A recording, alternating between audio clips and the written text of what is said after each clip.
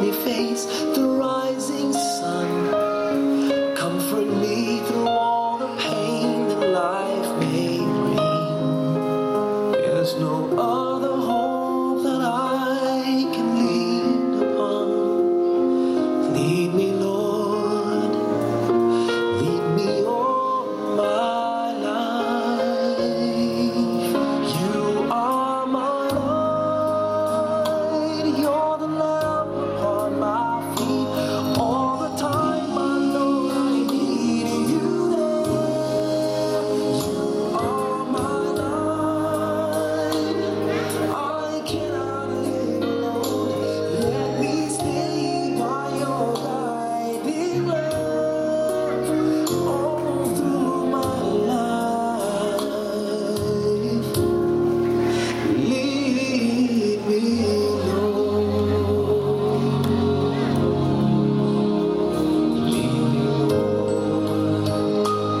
Even though at times I'd rather go my way, help me take the right direction, take your road.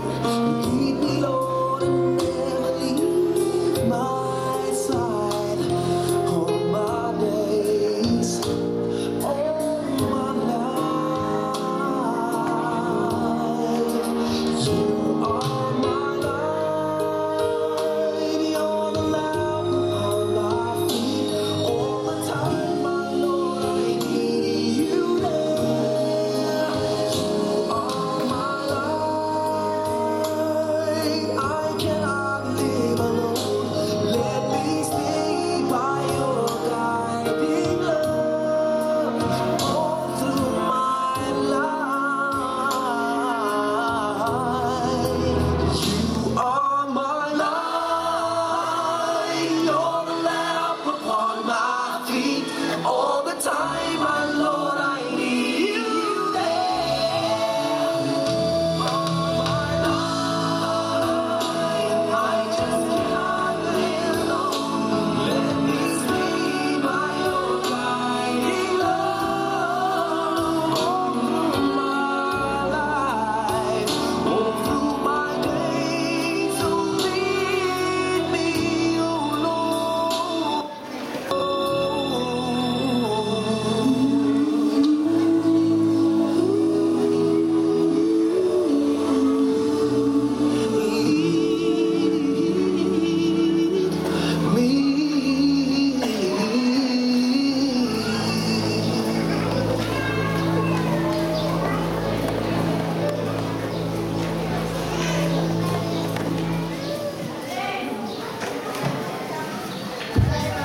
Bilang pagpupugay po sa ating pambansang watawat na sumisimbolo sa kasarinlan ng ating bayang Sinilangan, ay inayaan ko po magsitayo ang lahat at ilagay ang kanang kamay sa ating kaliwang dibdib at sama-sama po tayong magbigay galang sa ating pambansang watawat.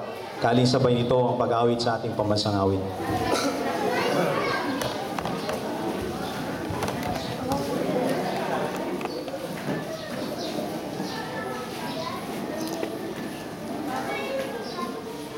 Bayang magiliw, perlas ng silanganan, alab ng puso, sa dibdib mo'y buhay.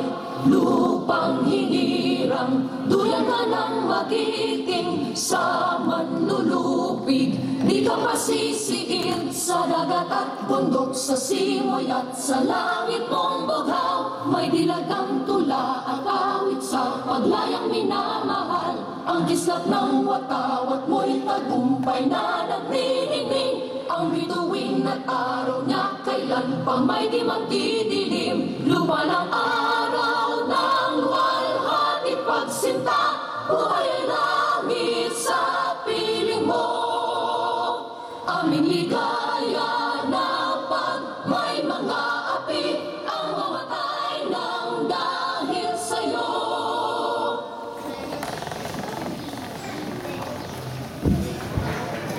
Magsiupo tayo lahat.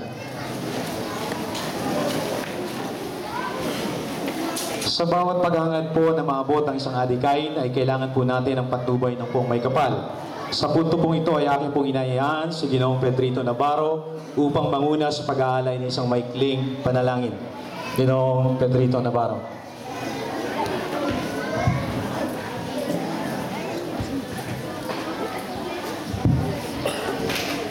Iniling ko po sa ating mga kababayan na kaunting katahimikan upang bigyan natin daan ang maiksing panalangin.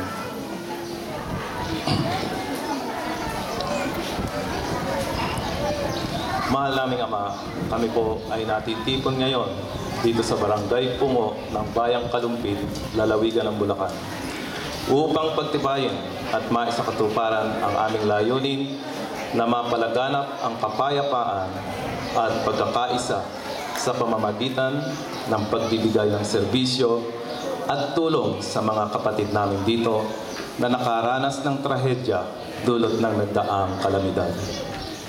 Hinihiling po namin, Ama, na sana ay patuloy niyo pong gabayan ang aming samahan na magampanan ng wasto ang responsibilidad sa aming kapwa at sa mga kababayan kong narito ngayon, lalong-lalo na po sa mga pinuno ng aming bayan na maging matatag at responsable sa pagtalima ng aming misyon sa buhay.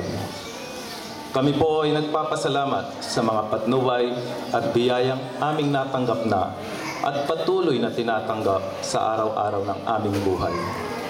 Alam niyo po, Ama, ang inyong pag-ibig ang siya naming naging lakas at inspirasyon sa pagharap namin sa hamon ng buhay at sa mga trahedya na nangyari na at mangyayari pa lamang. Ang tanging maipapangako namin sa inyo, Ama, ay sama-sama naming babalikatin at pagtatagumpayan ang mga balakid na magiging hadlang sa adhikain namin mapalaganap ang kapayapaan sa aming bayan bilang magkakapatid at iisang pamilya.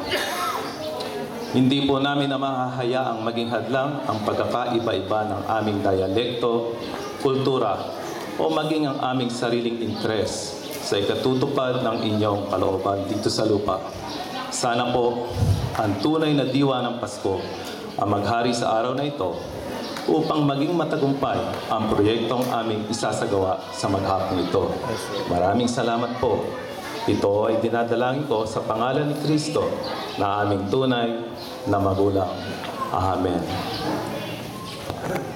Hello.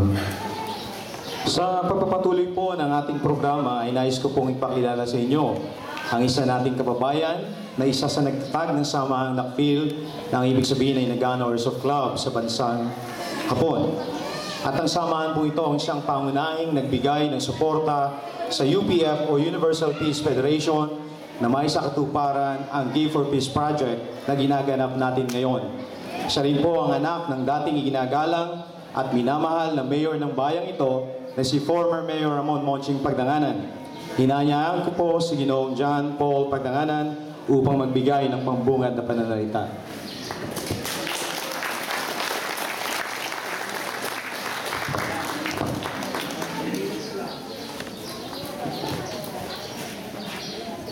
Magandang umaga po sa inyo lahat. Sa bumubuo po ng UPF, Universal Peace Federation, sa mga volunteers po, sa doctors, nurses, sa AMMS po, Asian Mobile Medical Services, at sa mga kasapi po nito. Maraming salamat po sa inyong pagpunta. Sa akin pong mga kasama sa NACFIL, ito po yung Nag-Honors of Club, kay Ginoon Jun Lopez. Wala pa po si Ginoon Jun Lopez, pero maraming salamat po sa inyo. Sa Sangguniang Barangay po ng Pungo, kay Kapitan Tony Samson, maraming salamat po. Kay Kunsyal Abet po, Abet Santos, sa bumubuo po ng Sangguniang Barangay po ng Pungo. Maraming salamat po. Sa may mga puso po, mabubuting puso na tumulong at nagbigay ng donasyon para maisakatuparan ang proyektong ito. At sa mga kababayan ko na narito ngayon, magandang umaga po ulit sa inyo lahat. Ang proyekto pong ito, lilinawin ko lang po sa inyo. Ang proyekto pong ito ay may temang Give for Peace po. Napili po namin ang Bayang Kalumpit, especially po sa Pungo, na alam ko pong mas nangangailangan po kaysa sa ibang barangay. Kaya po napili po namin dito po gawin ang medical mission at magkakaroon po tayo sa hapon ng konting aginaldo po. na nanggaling din po sa mga kaibigan, sa donasyon po ng mga kaibigan po natin. Kailangan po natin dito ay may konting pagkakaisa, pagtutulungan, maging ordinaryong mamamayan man po tayo o may mataas na atas na pamumuhay. At kailangan po natin dito, partisipasyon, huwag po tayo magkakagulo. Kung may kailangan po kayo, nandiyan po yung mga staff po natin, magtanong lang po kayo, tutulungan po kayo. Huwag po kayong mahihiya. Ito po ay binuo sa layuning maging ehemplo sa ating pamayanan. At mapaialam po natin sa inyo ang responsibilidad po ng bawat isa. Sabi nga po sa banal na katuruan, na walang taong nabubuhay sa sarili lamang. At ito po ay tinitindigan ng samahang aming sinimulan. At sa pagsuporta po namin sa layunin po ng UPF, isa pong malaking nagbigay po ng tulong po sa atin para po sa katuparan po yung medical mission. Ito po ay yung UPF, Universal Peace Federation po. Magpapasalamat po kami sa inyo, sa buong Universal Peace Federation. Maraming salamat po. Kaya po ako ay nanawagan sa inyo, sa aking mga kababayan, na sama-sama po natin balikatin ang responsibilidad na mapalaganap ang adhikaing ito, na magsimula dito sa ating bayan upang magsilbi tayong maliit na apoy, naniningas at maglalagablab sa ating bayang Sinilangan. Para po sa akin, ito ay tunay na diwa ng Pasko, maagang pamasko po para sa inyo. At lagi po nating tatandaan na ang pagbabago po at kapayapaan ay magsisimula po sa ating sarili bilang isang individual po. Maraming salamat po sa ngalan po ng NACPIL. Ito po ang Nagano Airsoft Club Pilipino. Ay bumabati po ako ng isang maligayang Pasko at mapayapang bagong taon. Mabuhay po tayong lahat.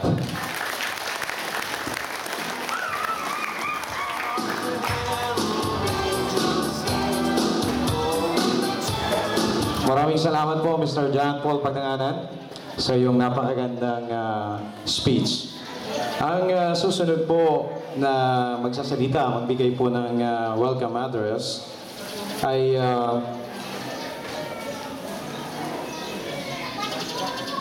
isang maginoo, pero hindi po siya bastos. Siya po ang naging daan kung kaya kami ay naririto ngayon. Inaanyayahan ko po si Ginoong Konsehal Abit Santos para magbigay po ng konting pananalita. Palakpakan po natin siya.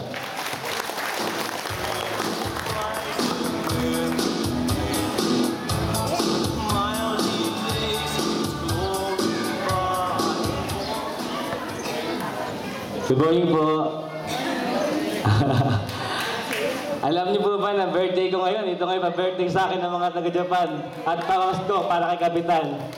Kaso wala si Kap eh. At nasa Kapitolyo, may patawag si Governor, kaya hindi kagad nakarating. Pero kanina hindi siya. Bago po ang lahat, manabali po ninyo na aking pasalamatan ng mga tao sa likod ng matagumpay na proyektong ito na Give for Peace Project. Ang UPF po, Universal Peace Federation, ang AMMS, Asian Mobile Medical Service, ang NACPIL po, yung mga kaibigan natin sa Japan, Nagano Airsoft Club Pilipino, na siyang pangunahing sumuporta sa proyektong ito. Sa mga magigiting at minamahal na namumuno ng ating barangay, sa mga kasama ko sa Sanggunian, pasensya na po, medyo wala sila dito ngayon. Pero darating po sila, nasa highway lang po, meron lang pong patawag doon. Pagpaumihin ninyo po, yung hindi nila umaga, wala pa po sila eh. Pero kanina po, nandito lahat sila. Sa mga tao nagpakahirap at tumulong na maging kaaya-kaaya at magtagumpay ang pagtitipon natin ito. Magandang umaga po at sana po magpatuloy ang magandang simulain ng mga samahan ng aking naunang nabanggit. upang mapalaganap ang kapayapaan at kaunlaran ng ating bansa. Batid po natin na di biro ang ganitong layunin.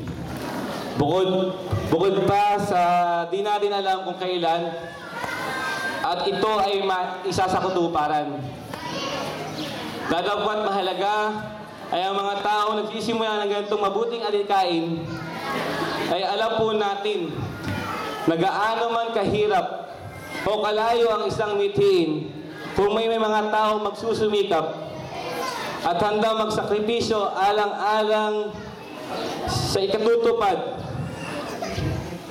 kung hindi susunod at susunod nating sariling lahi.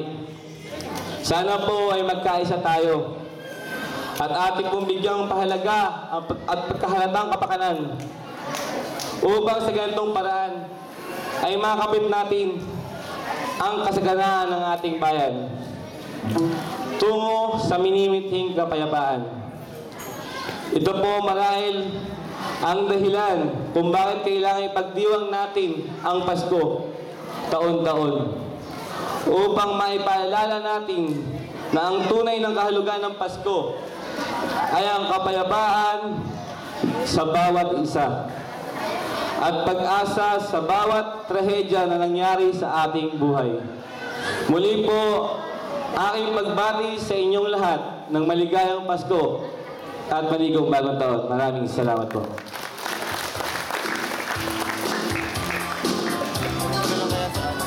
So narinig niyo po, actually kaarawan po niya ngayong araw na to. Ang susunod po dapat na magsasalita ngayon ay walang iba kundi si Mr. June Lopez. Siya po ay magandang loob na magbigay po sa atin ng pamatid gutom ngayong lunchtime. Kaya lang po ay medyo busy po yata siya. Kunsel, ano ba masabi mo?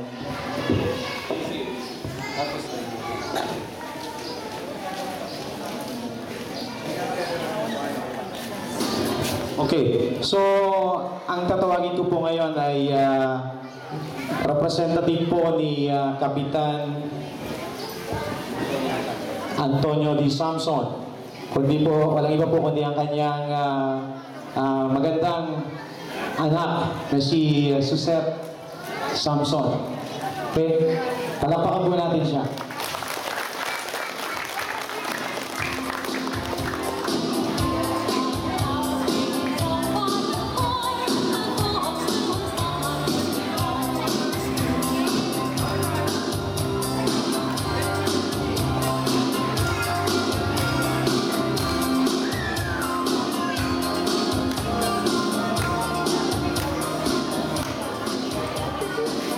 Magandang umaga po sa inyong lahat, lalong-lalo na po sa nag-sponsor ng ating medical mission. Maraming salamat po sa inyo at para po sa amin dito sa Pungo, nagpapasalamat po kami ng lubos kasi po marami po sa amin talaga yung may sakit.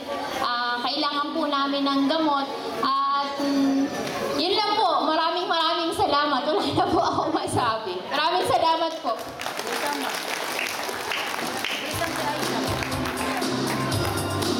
So maraming salamat, Miss Samson. Ngayon po,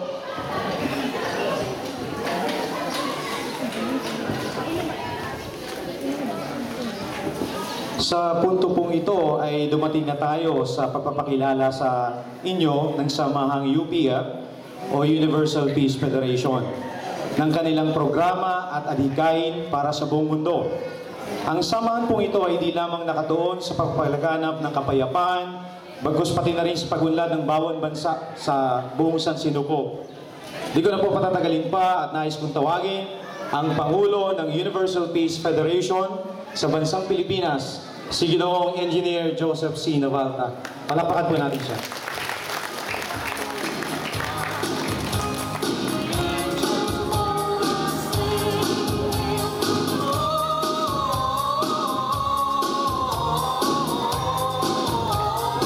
Magandang umaga po sa inyong lahat at advance Merry Christmas. Nakikita niyo po ba yung screen dito? Pinili namin ito dahil doon ay meron din, kaya lang malabo. Magpe-present lang po ko ng maiksing presentation para mas maunawaan ninyo kung bakit itong proyektong ito ay unique dahil ito po ay connected sa mas malaki pang organization, hindi naman organization, mas malaki pang vision, ika nga natin. Kaya marami po tayong ginagawang mga service projects, pero ang pinakalayunin po nito ay kapayapaan or peace. So ito po ang lecture na tinatawag na 5 Principles of Peace. Lahat naman tayo, gusto natin po ng kapayapaan. Yan din ang mensahe ng Pasko, di po ba? Na magkaroon ng kapayapaan. Pero anong klaseng kapayapaan ba ang gusto talaga natin? Hindi yung kapayapaan ng simenteryo. Hindi yung ganong klase. Na tatahimik lang kapag lahat ay patay na. Ika nga natin. Pero ang gusto nating kapayapaan, yung huminto na yung mga away, huminto na yung mga gera, yung mga labanan. Pero ang tanong palagi, paano? Paano ba natin makakamit yung kapayapaan na yan? Kasi madaling sabihin, pero hindi basta-basta nangyayari at hindi rin madaling gawin. Pero kung gusto nating mangyari ito, ang sinasabi po ng UPF, kailangan natin ng mga prinsipyo para gagabay sa atin. Katulad nung itong ginagawa nating proyekto, may mga prinsipyo sa likod nito. Hindi lang ito basta medical service, na katulad ng ibang medical service din. Sabi ng isang kasabihan sa Chinese, kung ikaw daw ay maglalakbay ng 1,000 hakbang, sisinimula mo sa 1 hakbang lamang, di ba? Kaya importante, saan patungo yung unang hakbang? Kailangan may mga prinsipyong gumagabay. Kaya nga itong pag-uusapan natin, ang 5 prinsipyo ng kapayapaan na tinuturo ng founder ng UPF. Ito po sila, si Dr. and Mrs. Sun Myung Moon. Ito ang magiging requirement ng kapayapaan. Simulan na po natin. Ang una ay ang ating pananaw pagtungkol sa Diyos. Na ang Diyos daw ay magulang. Kasi pag ang Diyos ay magulang, tayo yung mga anak. Kung tayo yung mga anak, ang pagtitinginan natin, hindi na iba. Magkakapatid na tayo. At pag ang tingin mo sa kapwa mo, kapatid mo, kahit hindi mo kilala, hindi mo iisipan ng masama at gagawa mo ng kabutihan palagi. Kaya ang kapayapaan ay magsisimula kapag ang tingin natin sa ating Panginoon Diyos ay magulang. Hindi lang tayo magkakaisa bilang mga tao, pati yung mga iba't ibang relihiyon, pwede na rin magkaisa. Alam niyo, madalas nag-aaway-aaway ang mga relihiyon. Pero pag iisa lang ang pananaw natin na ang Diyos ay magulang, ang Diyos na tinatawag natin, siya rin ang Diyos na tinatawag ng ibang relihiyon. Kaya si Allah, si Yahweh, si Jehovah, si El Shaddai, pare-pareho po yun. Hindi ibig sabihin iba-ibang pangalan, iba-ibang Diyos. Kaya pwede pong magkaisa ang mga tao. Pwede magtulungan ang mga relihiyon. Hindi dapat mag-away-away. Kaya nga ang sinasabi po ng UPF, ang relihiyon na ang dahilan kung paano dapat nagkakaisa at nagmamahalan bilang isang pamilya ang tao. Hindi dapat dahilan ng gulo, ng away, ng labanan ang relihiyon. Dahilan ng kapayapaan ang relihiyon. Kaya nababasa nga natin sa iba't ibang mga kasulatan na tinuturo ng iba't ibang relihiyon na tayo isang pamilya. Katulad for example nito, you are the children, anak tayo lahat ng Diyos. Sabi naman sa Biblia, ang tawag natin sa Panginoon natin ay Ama natin sa langit. Alam niyo ba na tinuturo din ito sa Muslim? Sabi ng Islam, "O my people, worship Allah, you have no other God but Him." Isa lamang ang ating Panginoong Diyos. All human creatures are God's children. Ang lahat ng tao ay mga anak niya. Kaya mahalaga po itong prinsipyong ito para sa kapayapaan. Pangalawa, ito naman ay tungkol sa tao. Ang tao daw ay may dalawang aspeto. Ano yung dalawang aspeto yun? Meron siyang katawang pisikal, pero meron pa siyang iba. Ang tawag doon, spiritual. Kaya nga meron tayong dalawang klaseng value o pagpapahalaga. May panglabas o pisikal at may pangloob o spiritual.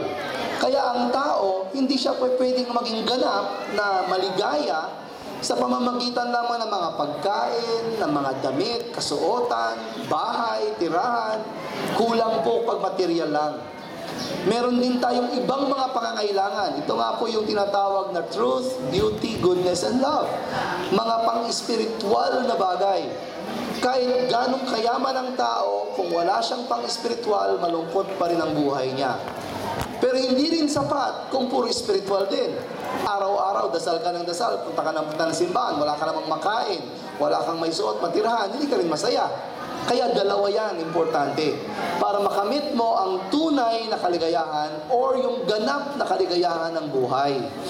Pero sabi ng UPF, sa tao daw, yung isa dyan mas mahalaga. Ano yung mas mahalaga? Yung spiritual. Ang tunay na tao, yung nasa loob, hindi yung nakikita nating panglabas. Kapag umiral yon sa atin, ito rin na magdadala sa atin patungo sa kapayapaan. Hindi ba? Ang madalas na pinag-aawayan ng tao, material, pera, gamit, lupa. Kaya pag puro tayo material, mag-aaway tayo palagi. Pero pag spiritual tayong tao, mas maraming unawaan, bigayan, pagpapatawaran, pagmamahalan sa isa't isa. Dadating tayo sa kapayapaan kapag ang pinakamahalaga sa atin ay ang spiritual.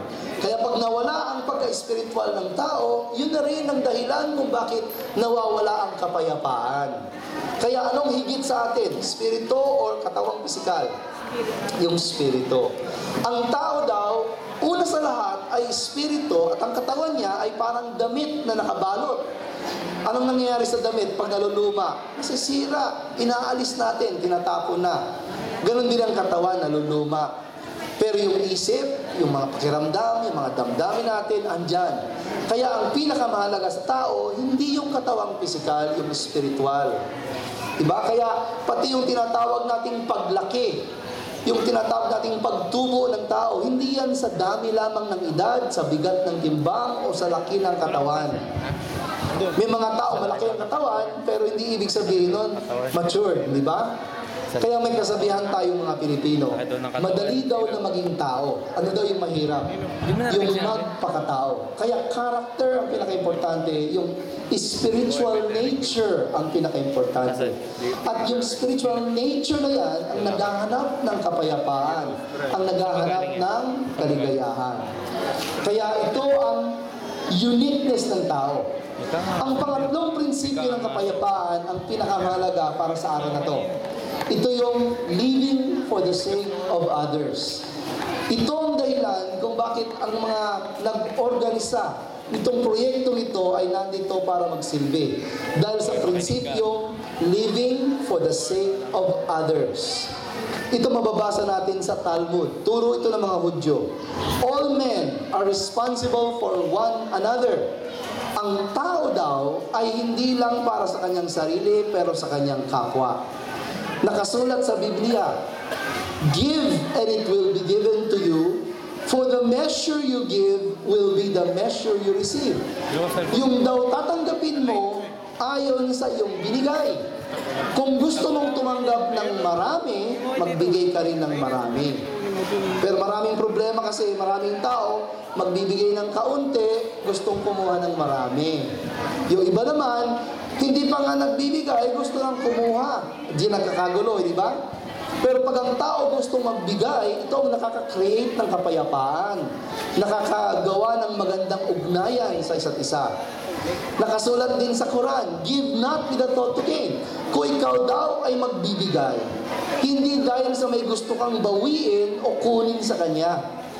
At kung ikaw naniniwala na may gantimpala ang mga nagbibigay, maghintay ka ng gantimpala. Hindi ka nagmamadali.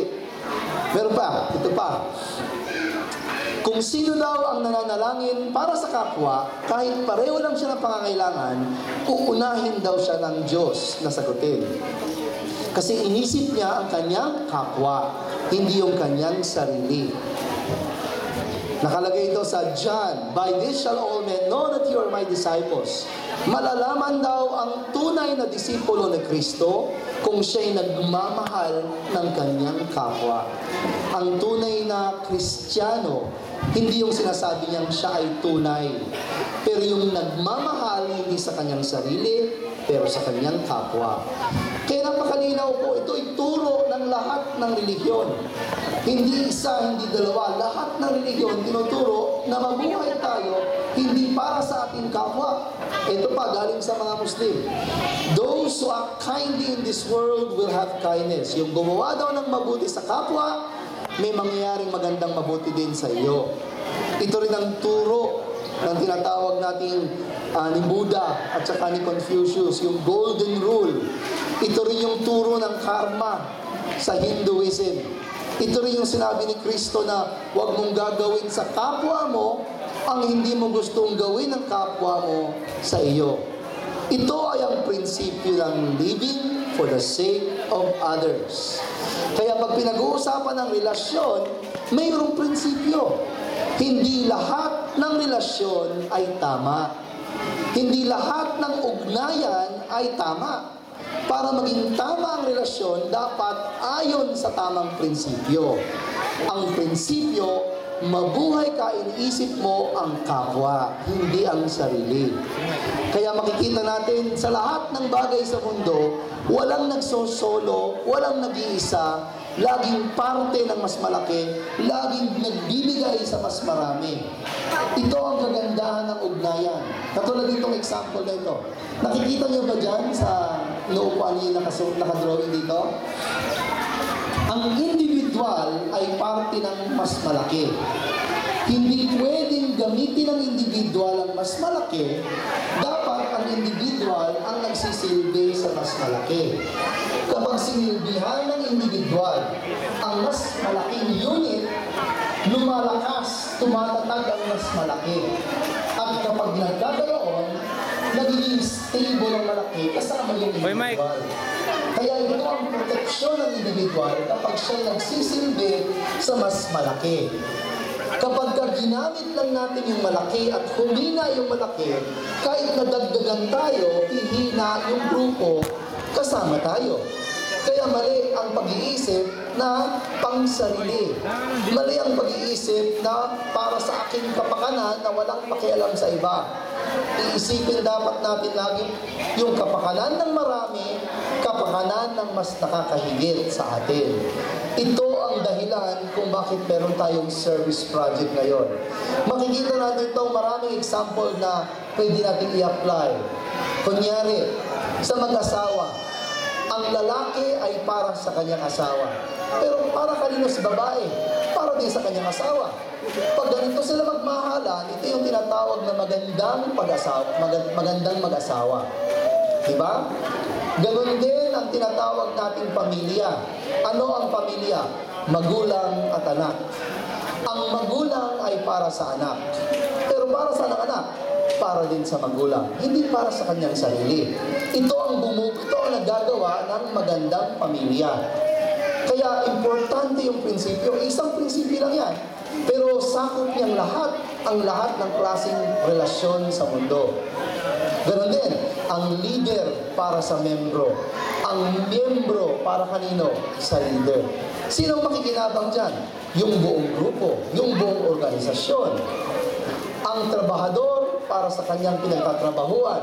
Ang pinagtatrabahuan para sa kanyang trabahador. Gaganda yung proyekto niya. Diba? Ang gobyerno ay para sa mamamayan. Pero dapat isipin din natin bilang mamamayan, tayo ay para din sa ating gobyerno o pamahalaan. Sino makikinabang? Ang buong barangay, ang buong munisipalidad, o ang buong probinsya. Kaya sa pamamagitan lamang ng pamumuhay ng living for the sake of others o para sa kapwa, nagkakaroon ng mas mataas na halaga yung ating relasyon. Higit pa sa atin, higit pa sa karelasyon natin kasi living for others na ang ginagawa.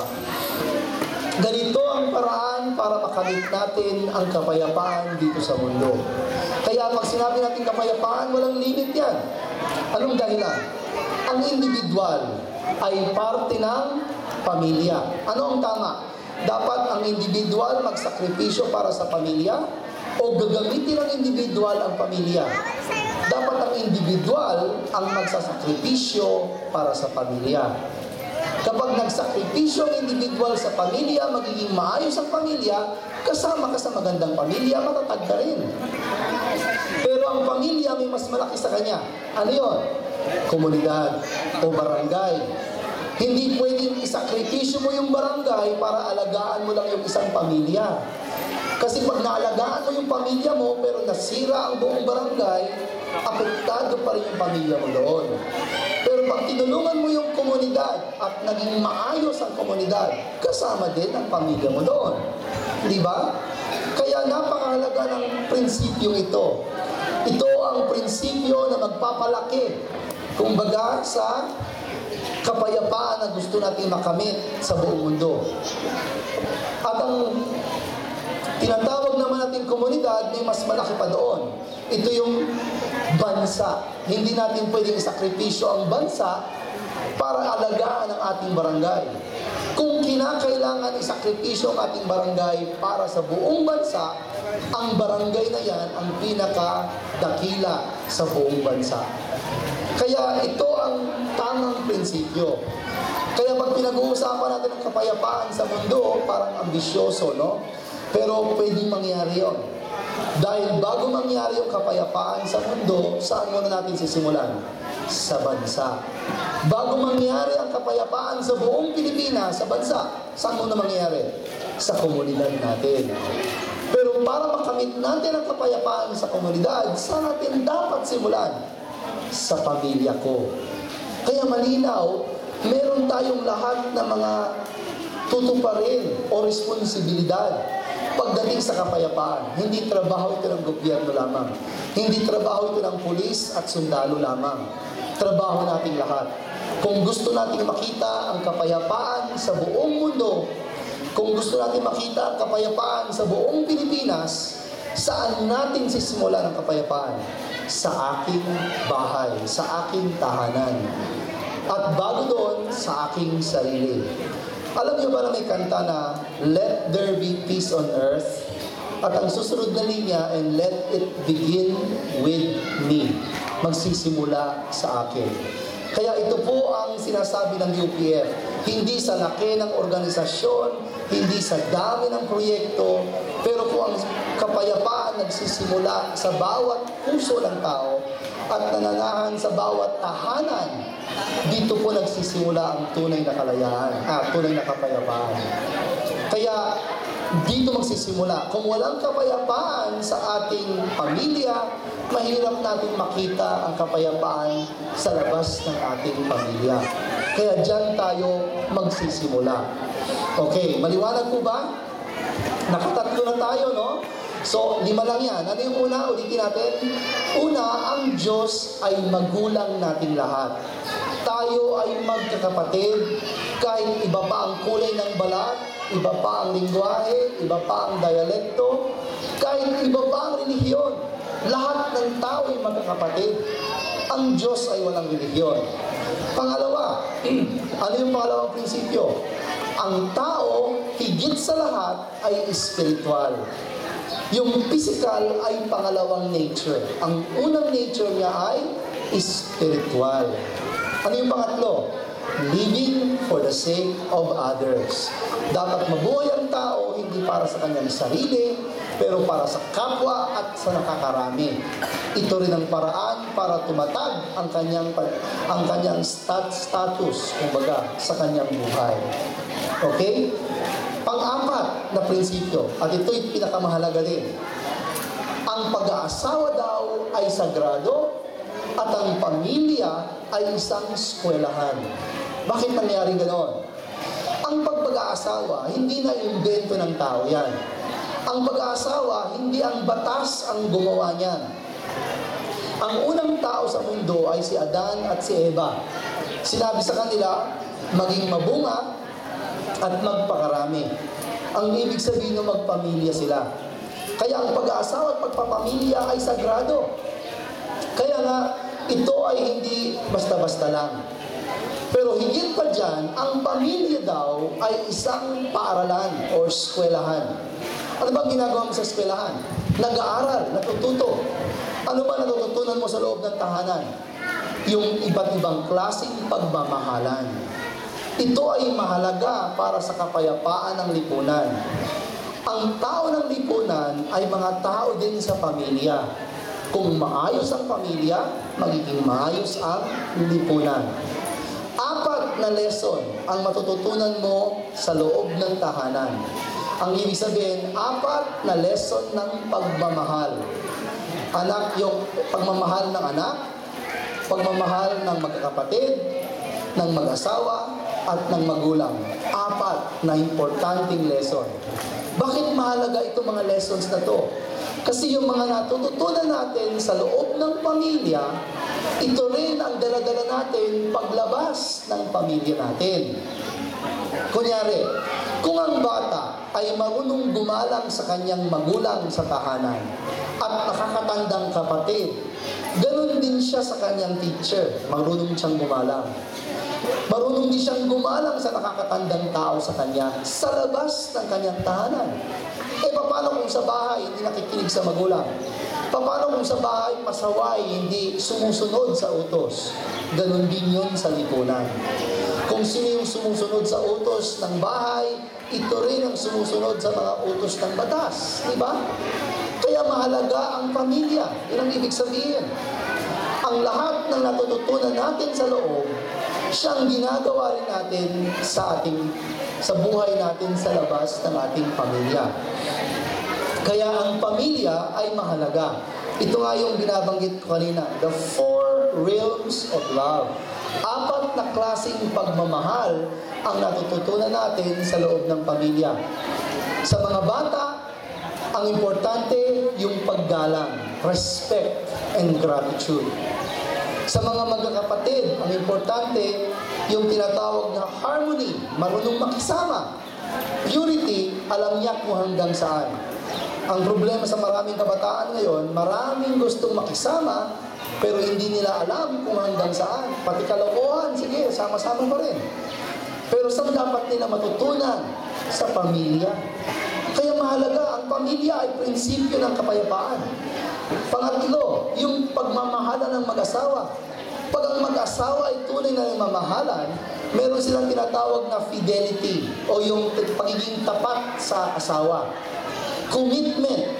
Yung bang tapat sa asawa, hindi lang dahil sa masarap ang samahan, pero kahit na maraming problema at suliranin, nagmamahalan pa rin.